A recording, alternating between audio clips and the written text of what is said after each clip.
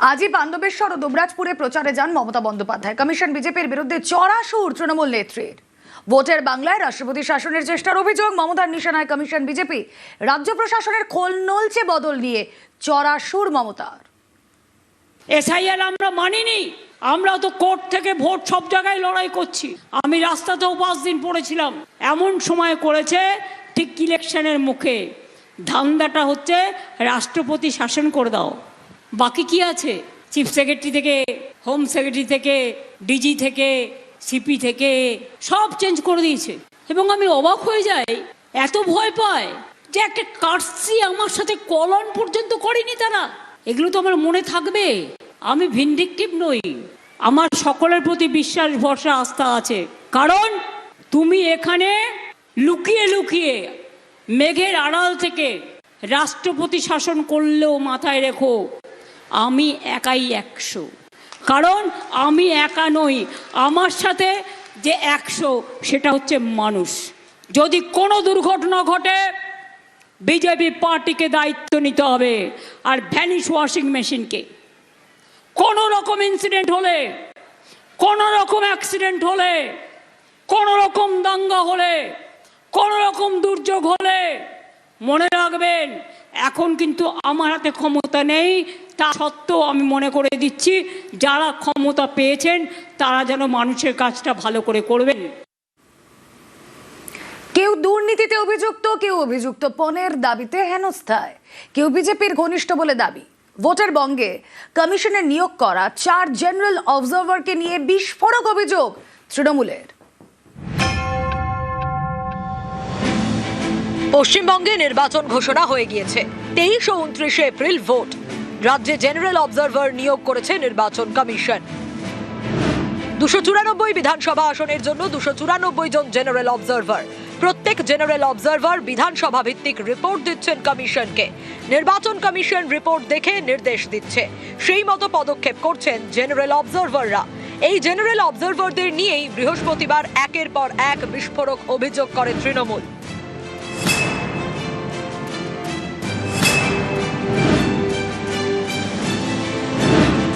ধীরজ কুমার মালদার গাজলের general observer.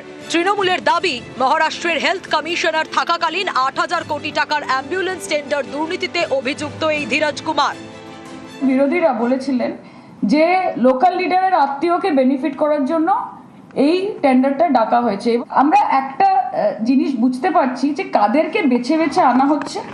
তাদেরকে বেছে বেছে আনা হচ্ছে যাদের বিজেপির প্রতি কোনো না কোনো রকমের দায়বদ্ধতা রয়েছে। তাদেরকে এখানে ডিপ্লয় করা হয়েছে যাতে তারা বিজেপির অঙ্গুলি হেলনে এখানে কাজ করে।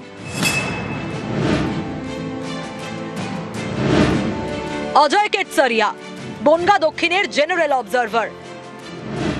তৃণমূলের দাবি মধ্যপ্রদেশের সাতনার কালেক্টর থাকাকালীন প্রায় 40 একর সরকারি জমিকে ব্যক্তিগত জমিতে পরিবর্তন করানোর অভিযোগ ওঠে তাঁর বিরুদ্ধে। রেওয়া কমিশনারের রিপোর্টে তিনি দোষী সাব্যস্ত হন। তারপরেও মধ্যপ্রদেশের বিজেপি সরকার তাকে ক্লিন চিট দেয় বলে দাবি। ছবিটা আপনারা দেখুন। অজয় কাটিসারিয়া বনগা দক্ষিণের ইনি অবজারভার হিসেবে এসছেন। কিভাবে জ্ঞানেশ কুমার বেছে বেছে লোক পাঠাচ্ছেন দেখুন, তার বস অমিত শাহের পরামর্শে। এর আগে মধ্যপ্রদেশে বিজেপি সরকারের সময় সাতনায় কালেক্টরেটে কাজ করতেন। তার নামে দুর্নীতির অভিযোগ আসে। তৎকালীন মধ্যপ্রদেশ সরকার শিবরাজ সিং চৌহান একটা কমিশন চালায় এবং তাই তিনি দোষী সাব্যস্ত হন। 2025 সালে 7ই নভেম্বর গভর্নমেন্ট চেঞ্জ হয়ে যায়। তার পরবর্তী যে বিজেপি সরকার আসে তারা আবার একটা কমিশন বসিয়ে তাকে ক্লিন চিট দেন। তার মানে এক বিজেপি সরকার তাকে দুর্নীতির জন্য অভিযোগ করছে, আরেক বিজেপি সরকার তাকে দুর্নীতির জন্য ছাড় দিচ্ছে। এই লক্ষ্যে আমাদের বনগা দক্ষিণে শ্রী জ্ঞানেশ কুমার, জ্ঞানের ঈশ্বর, আমাদের অজ্ঞান করার জন্য একে পাঠিয়েছেন।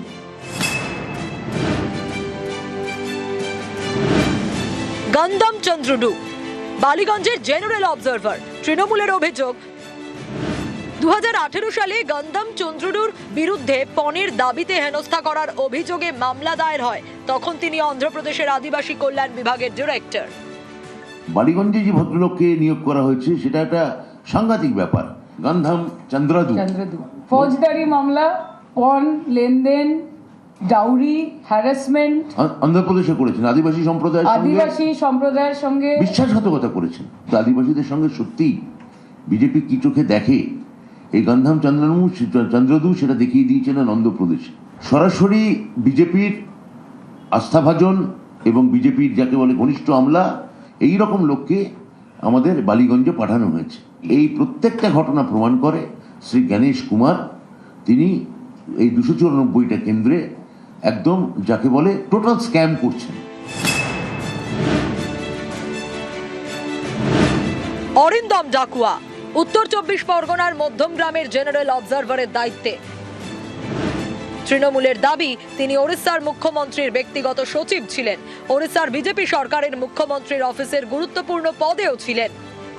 মধ্যমগ্রামের অবজারভার অরিন্দম ডাকুয়া, ওড়িশা যে বিজেপি সরকার স্থাপিত হলো, মুখ্যমন্ত্রীর নাম হচ্ছেন মাননীয় শ্রী মোহন চরণ মাঝি, তার অফিসে সিএমওতে সচিব হিসেবে কাজ করতেন। এটা মানে বোঝা যায় যে কেমন লোককে পাঠানো হচ্ছে, যে এটা কোনো যে এটা টেকনিক্যাল পোস্টিং নয়। রাজনৈতিক অফিসের সঙ্গে মন্ত্রীর অফিসের সিএমওর সরাসরি লিয়াজও করতেন। তো এই সব লোকজন আমাদের এখানে আসছে। দুর্নীতির বিরুদ্ধে কথা বলছে তৃণমূল, এটাই তো জোক অফ দ্য ইয়ার।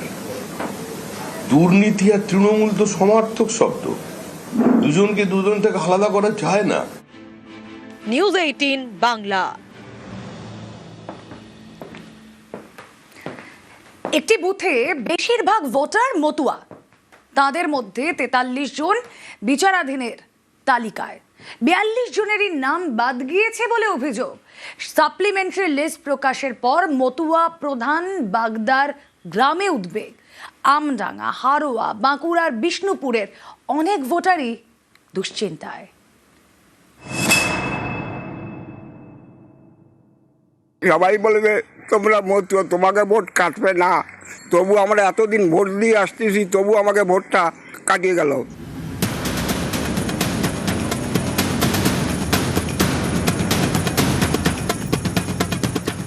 উত্তর 24 পরগনায় বাগদা বিধানসভা আসন। এখানকার হেলেঞ্চার 133 নম্বর বুথে বেশিরভাগ ভোটারই মতুয়া। সাপ্লিমেন্টারি লিস্ট প্রকাশের পর তাদের অনেকেই চিন্তায়, কারণ 43 জন বিচারাধীনের মধ্যে 42 জনেরই নাম বাদ গিয়েছে বলে অভিযোগ। সবাই বলে যে তোমরা মতুয়া, তোমাকে ভোট কাটবে না, তবু আমরা এতদিন ভোট দিয়ে আসতেছি, তবু আমাকে ভোটটা কাটিয়ে গেল। আমাদের পরিবারে 2 জন বিচারাধীন ছিলাম, আমি আমার শ্বশুর। দুজনেই ভোট কেটে দিয়েছে? হ্যাঁ, দুজনের ভোটই কেটে দিয়েছে। আমার শ্বশুর 1964 সালে বাংলাদেশ থেকে ইন্ডিয়া এসছে, সেইখানকার সময়ের বর্ডার স্লিপ আছে। 88 সালে জমির দলিল আছে, সেটাও দেখিয়েছি, তাও ভোটটা কেটে গিয়েছে।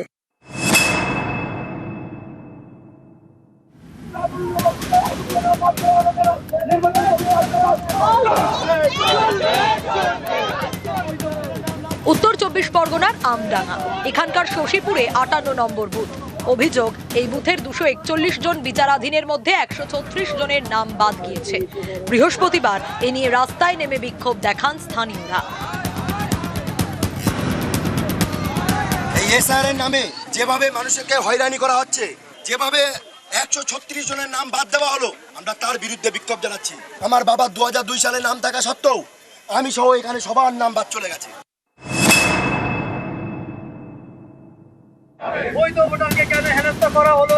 উত্তর 24 পরগনার হারোয়া, এখানকার 154 নম্বর বুথে ভোটার সংখ্যা 1138। অভিযোগ, সাপ্লিমেন্টারি লিস্টে 108 জনের নাম বাদ গিয়েছে। সেই 13টা ডকুমেন্টস এর মধ্যে ম্যাক্সিমাম মানুষেরই ডকুমেন্টস রয়েছে, তার সত্ত্বেও তাদেরকে কেন বাদ দেওয়া হলো, এবং এর সুনির্দিষ্ট উত্তর আমাদের বিএলও, এআরও, বিডিও কেউই তার জবাব দিতে পারছে না। আমাদের আন্দোলন ছাড়া দ্বিতীয় কোনো পথ নেই। নির্দিষ্ট ডকুমেন্টস থাকা সত্ত্বেও তাদের নাম বাদ গিয়েছে।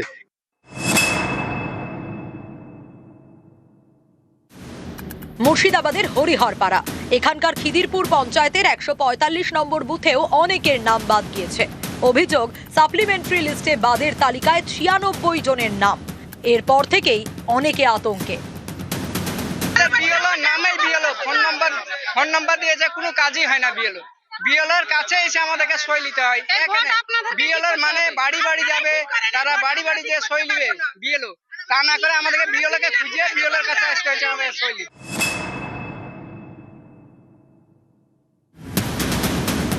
বাঁকুড়ার বিষ্ণুপুর, এখানেও এক ছবি। এখানকার বাউরিপাড়া এলাকায় 119 নম্বর বুথ। সাপ্লিমেন্টারি লিস্টে 3 জনের নাম বাদ। 19 সাল থেকে দিচ্ছি, 19-এ দিয়েছি,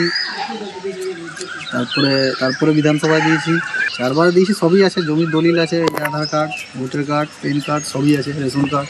আতঙ্কে তো আছি, বলে দেবে বাংলাদেশি, আর কিছু তো বলবে না।